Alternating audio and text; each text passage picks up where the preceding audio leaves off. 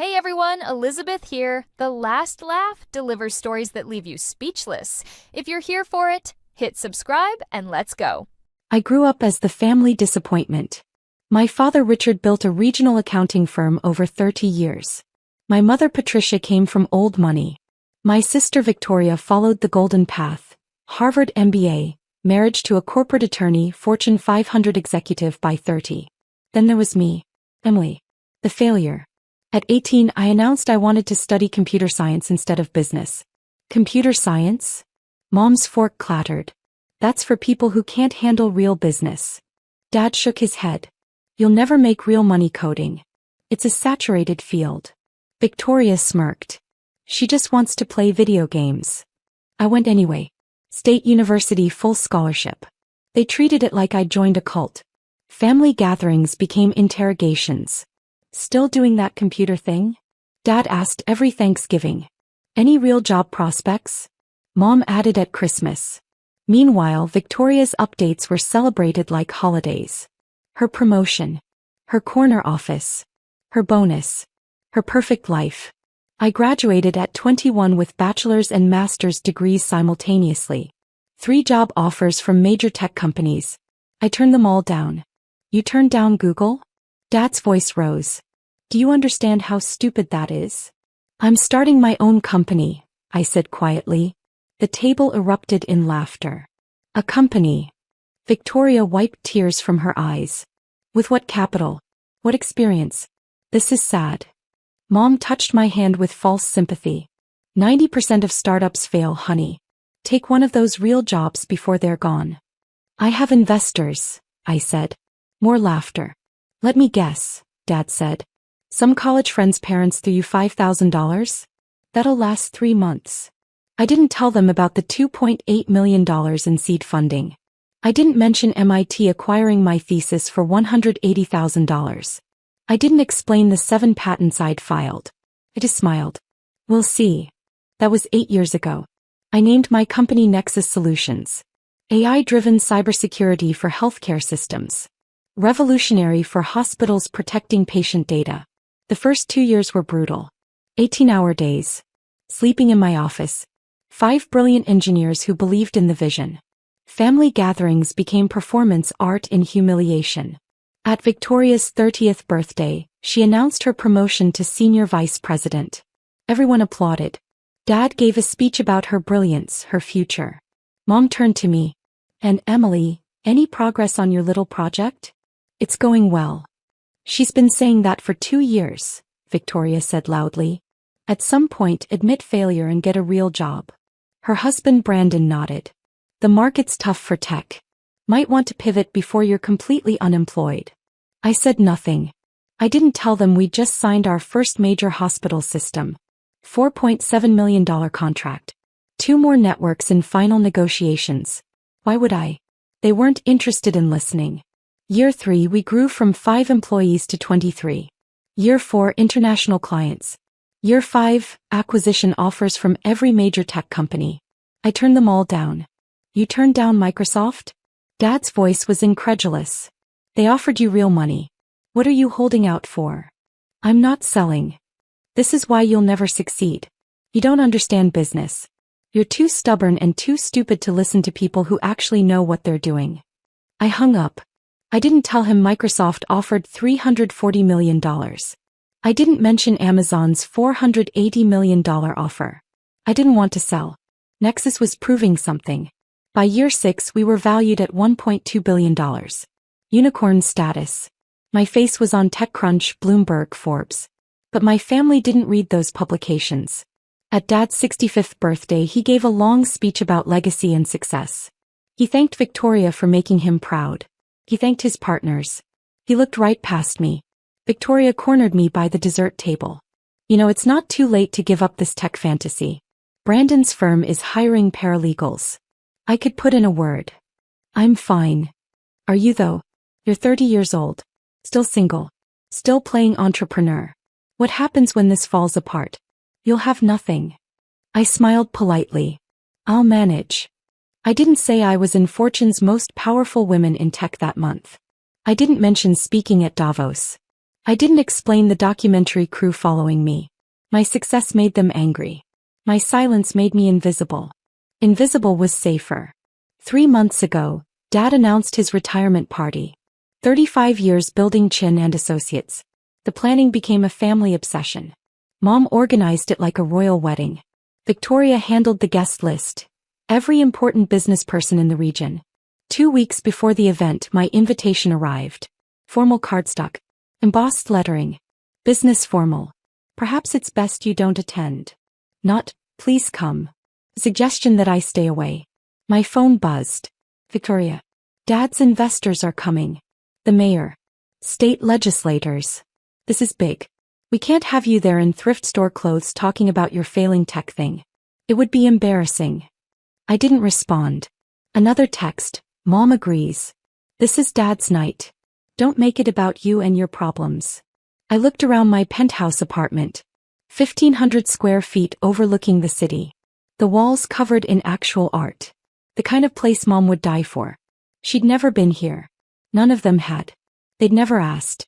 I typed one word. Understood. The next 2 weeks were busy.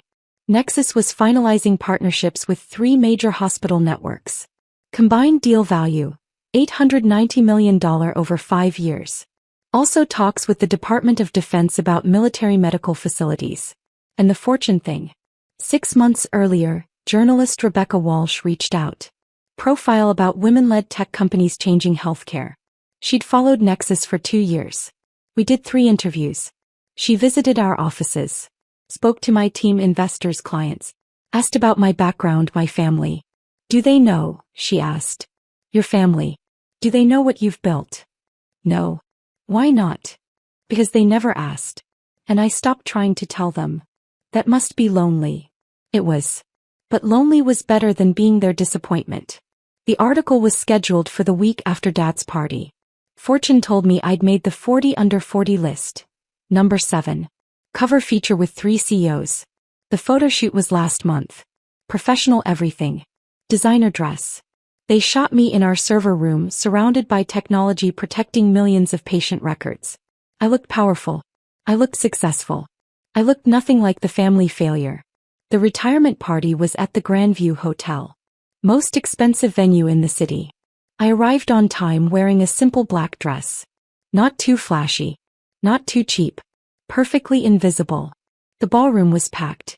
300 people. City council members, business leaders, Dad's partners. String quartet. Champagne and hors d'oeuvres. I spotted my family immediately. Center of the room like royalty.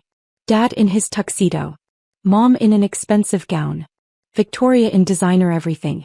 I started toward them. Mom saw me first. Her eyes narrowed. She whispered to Victoria, who turned and stared. Victoria strode over, heels clicking. You came. Not pleased. Just stating fact. The invitation said perhaps. Not definitely. Emily. She glanced around nervously. Dad's partners are here. His biggest clients. The mayor is at our table. This is important. I'm aware. So maybe just stay in the back? Don't draw attention? Dad's giving a speech later and we can't have any awkwardness. I'll do my best. He studied my dress. Is that from Target? Does it matter? Try to look like you belong here. Smile. Network. Pretend you're successful even if you're not. She walked away. I made my way to the back. Found a spot near a column where I could observe without being noticed. The party continued. Dad glad-handed investors. Mom played gracious hostess. Victoria introduced her husband to anyone with power. Nobody looked for me. Nobody noticed I was there. 7:30 dinner was served. I wasn't assigned a table. I stayed standing. 8 o'clock, Dad took the microphone. His speech was beautiful. 35 years of building something meaningful. Clients who became friends. Partners who became family. And of course, none of this would be possible without my family. My wife Patricia, who believed in me from day one. My daughter Victoria, who inherited my business sense and made me proud every single day. Applause. Victoria stood smiling graciously. Victoria reminds me that success isn't about money. It's about doing meaningful work. Building something real. Making an impact. More applause. He didn't mention me. Not once. I felt the familiar ache. You are not enough. You will never be enough. I was about to leave when I saw movement near the entrance. A woman in professional attire. Camera equipment. 2 people with her. One with a professional video camera, another with lighting gear. They were scanning the crowd. The woman approached a waiter, showed credentials, asked something. The waiter pointed directly at me. The woman walked through the crowd with purpose. People turned to look at the equipment. The videographer was filming. She reached me. Extended her hand. Emily Chin? Yes. I'm Rebecca Walsh, Fortune magazine. We've been trying to reach you. Your assistant said you'd be here. Conversations around us started dying. People stared. Rebecca continued louder. We're here to conduct the follow-up interview for your 40 Under 40 feature. The cover shoot ran last week, but we need additional footage for the documentary segment. Complete silence in my section. I'm sorry, I said quietly. This isn't a good time. I understand, but we're on a tight deadline. Your story is incredible. Our readers will be fascinated by how you built Nexus Solutions from a dorm room to $1.2 billion valuation. The youngest woman-led cybersecurity firm to reach unicorn status. Someone gasped. Rebecca didn't notice. And the timing is perfect with your DoD contract announcement and hospital network partnership. $890 million in new contracts. That cements Nexus as the industry leader. I could feel eyes on me. So many eyes. Rebecca, perhaps we could do this another time. Of course, of course. She pulled out her phone. But while I have you, the cover is absolutely stunning. Would you mind taking a quick photo with the advance copy? Her assistant produced a magazine. Fortune magazine. The cover showed 3 women. I was on the right, standing in front of server racks, arms crossed, looking directly at camera. The headline, 40 Under 40. The Tech Disruptors Changing Healthcare. My name underneath. Emily Chin, 30 Nexus Solutions, $1.2 billion valuation. The ballroom had gone completely silent. Even the string quartet stopped. Rebecca held up the magazine proudly. This hits newsstands Monday, but we wanted you to have an advance copy. Congratulations, Emily. You're number 7 on the list. The only cybersecurity CEO in the top 10. I took the magazine with shaking hands. From across the room, my mother's voice. Panicked. That can't be right. Rebecca turned, smiling. I'm sorry. My family was approaching. Dad's face was red. Mom looked like she'd seen a ghost. Victoria's expression was frozen between shock and rage. There must be some mistake, Mom said, voice too loud. Our daughter Emily doesn't run a company. She does computer work. Small tech things. Rebecca's professional smile faltered. I'm sorry, are you Mrs. Chin? Emily's mother. I am. Then you must be incredibly proud. Emily's company is revolutionizing healthcare cybersecurity. We've been covering Nexus Solutions for 2 years. The growth has been extraordinary. Dad found his voice. What's the valuation you mentioned? $1.2 billion as of last month's funding round. Emily owns 67% of the company. She's one of the youngest self-made female billionaires in the tech sector. The number hung in the air. Victoria stepped forward. This is ridiculous. Emily's been playing entrepreneur for 8 years. She doesn't have investors. She doesn't have clients. She can't even afford nice clothes. Rebecca looked genuinely confused. I'm sorry, but I've personally toured Nexus headquarters. 85 employees. Offices in 4 countries. Client list including 17 of the top 20 hospital systems in America. Revenue last year was $340 million. That's impossible, Victoria said flatly. It's quite possible. I'm a senior journalist at Fortune magazine. I don't publish fiction. Every fact in Emily's profile has been verified by our research team. He turned to me. I'm starting to understand why you kept this quiet from your family. That must have been difficult. The mayor appeared beside Dad. Richard, is this true? Your daughter is the Nexus Solutions CEO. Dad's mouth opened. Closed. No sound. The mayor continued. I had dinner with the governor last week. He mentioned Nexus just won the contract for the state's entire healthcare system cybersecurity. 20-year deal. He said it was the most impressive proposal he'd ever seen. He laughed, clapping Dad's shoulder. You never mentioned your daughter was a tech titan. That's bigger than your whole firm. Whispers spread through the crowd. That's Emily Chin? The Nexus CEO? She turned down acquisition offers from Microsoft and Amazon. One of Dad's partners approached. Richard, I had no idea. My firm handles venture capital investments. Nexus has been on our radar for 3 years. We would have invested early if we'd known you had a connection. Another partner. The valuation is real? Over $1 billion. Rebecca, sensing she'd walked into something complicated, began backing away. Emily, I can see this is a family moment. Why don't we schedule that follow-up for next week? Congratulations again. She and her team left quickly. I stood there holding the Fortune magazine cover with my face on it. My entire family stared at me. The silence stretched. 300 guests pretended not to stare while absolutely staring. Dad spoke first. When were you going to tell us? I tried. 8 years ago. You laughed. You said you had investors. You didn't say you had millions. You didn't ask. You assumed I was delusional and stopped listening. Mom's voice was shrill. You let us think you were struggling. You let us worry about you. You never worried about me. You were embarrassed by me. There's a difference. Victoria stepped forward, face flushed. This is ridiculous. You're lying. You probably paid them to make this up. Some desperate attempt to look successful at Dad's party. I looked at my sister. Really looked at her. Victoria, your salary as SVP is $340,000 a year.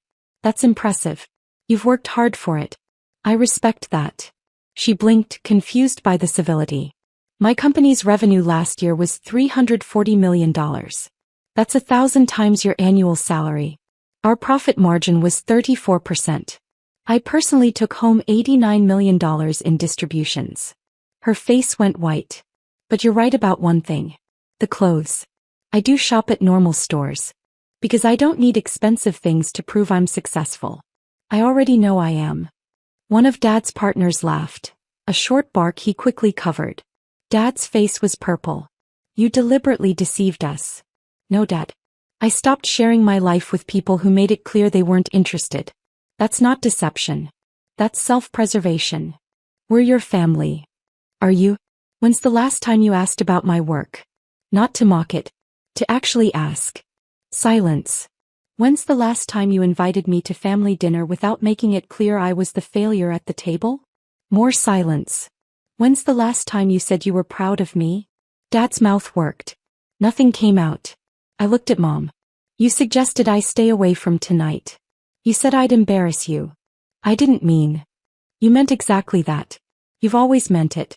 The difference is that now you know I've been successful despite you, not because of you.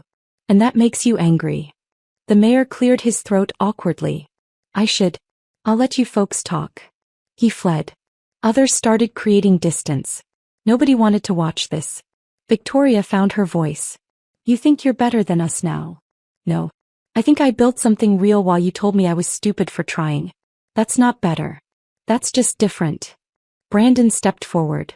The legal implications here. If you're really worth that much, there are estate planning considerations. Family trusts. We should discuss. Stop, I said firmly. I'm not discussing my finances with you. Any of you. You had 8 years to be interested in my life.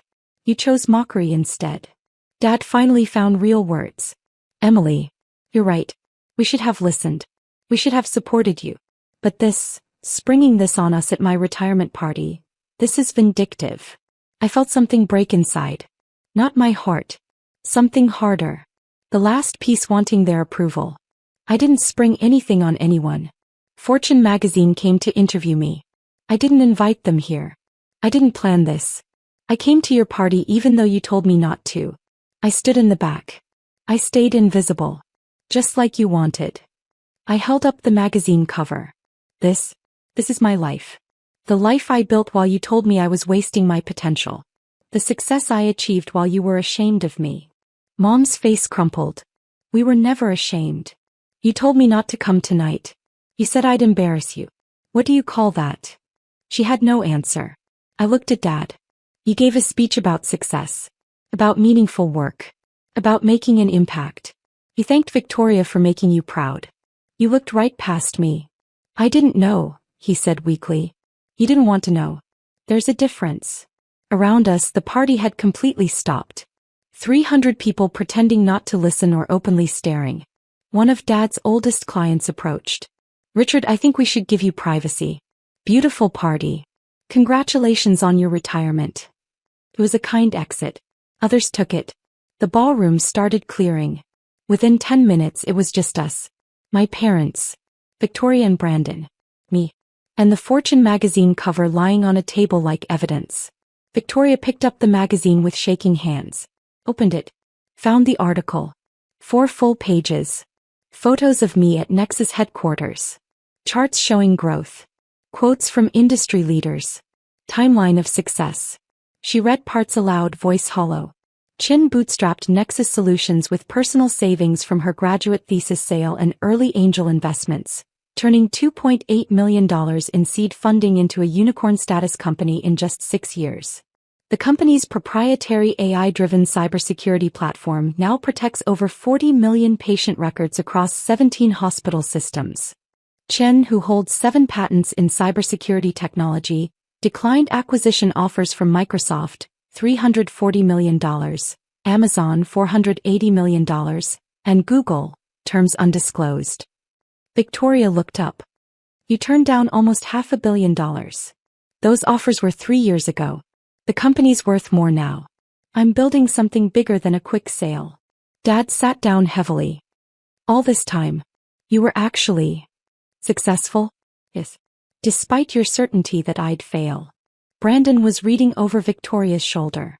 It says you're in talks with the Department of Defense. That's federal-level contracts. The partnership announcement is next month.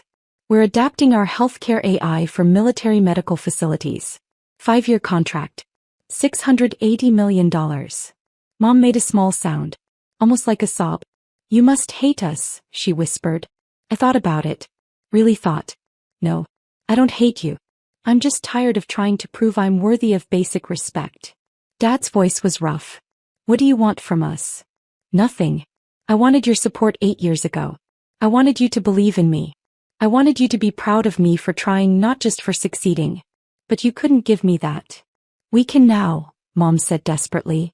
Can you? Or are you just impressed by the dollar amount? If Fortune hadn't shown up tonight, would you still think I was your embarrassing failure? The question hung there. Victoria closed the magazine.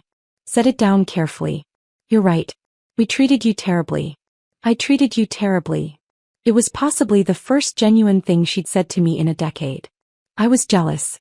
You were always smarter than me. Tests, grades, everything came easier to you. I had to work twice as hard. And then you chose this weird path and I thought you were throwing it all away. I thought I'd finally won. She laughed bitterly.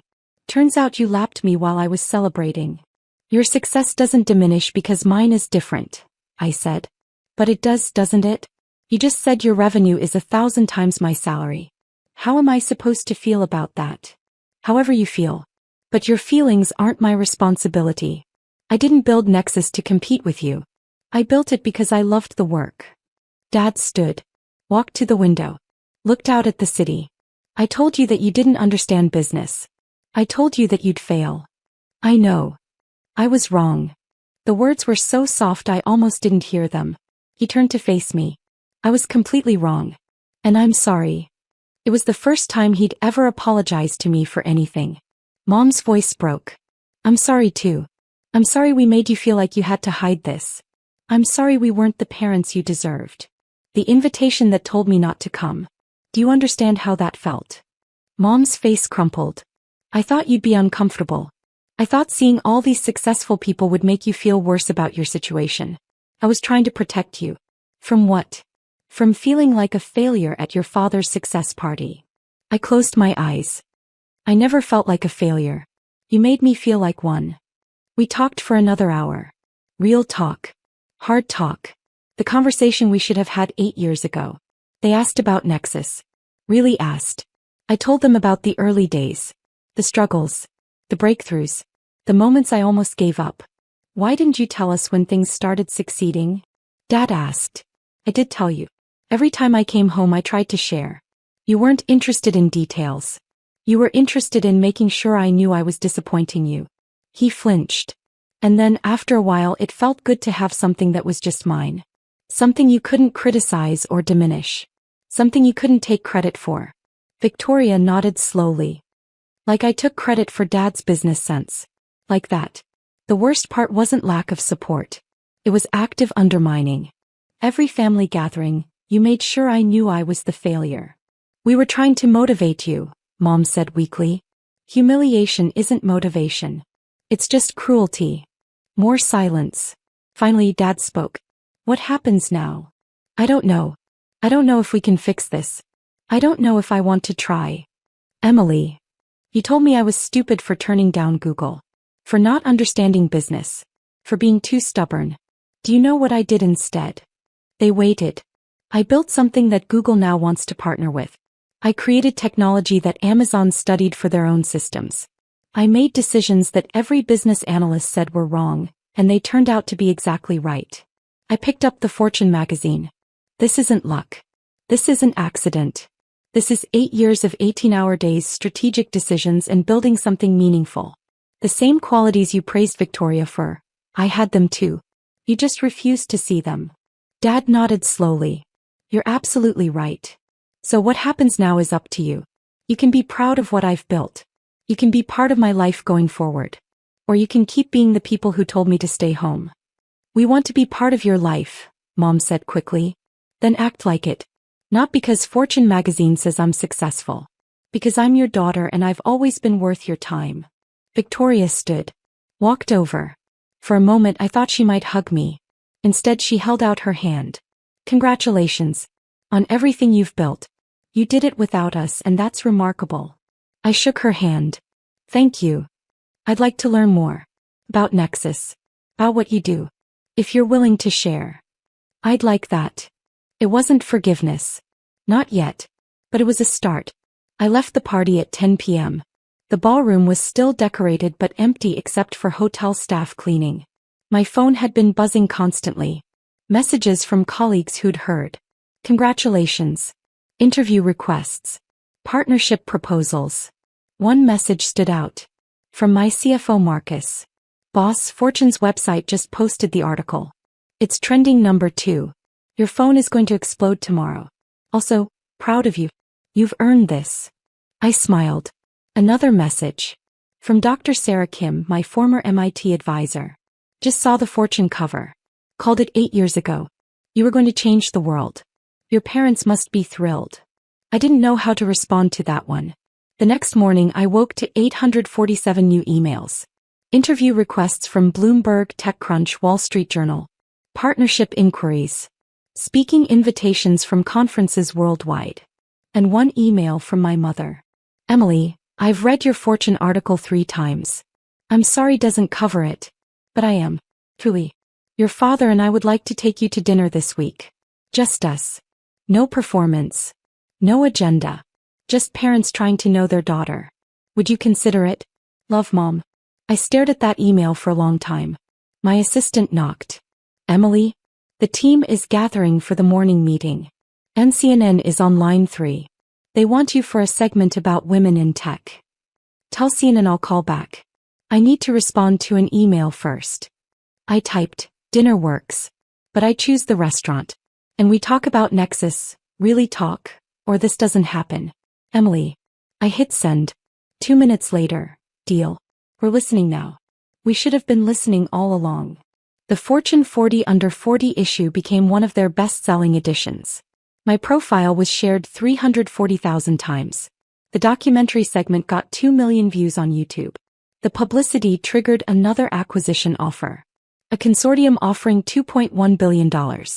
I turned it down. Nexus announced the Department of Defense partnership in April. The ceremony was attended by 2 senators, the Secretary of Defense, and my entire team. My parents were there too. In the audience. Not at the VIP table. I'd earned that space for my employees who'd built this with me. But they were there.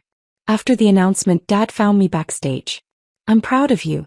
I should have said that 8 years ago. I'm saying it now. Thank you. The investors I invited to my retirement party? 3 of them have called asking if I can introduce them to you. I smiled. What did you tell them? That they should go through your CFO like everyone else. That you're not in the business of family favors. Good answer. The Fortune magazine cover is framed in my office now. Not prominently, just on the wall behind my desk. A reminder of the moment everything changed. But next to it is something more important. A photo from Thanksgiving. My whole family smiling. Real smiles.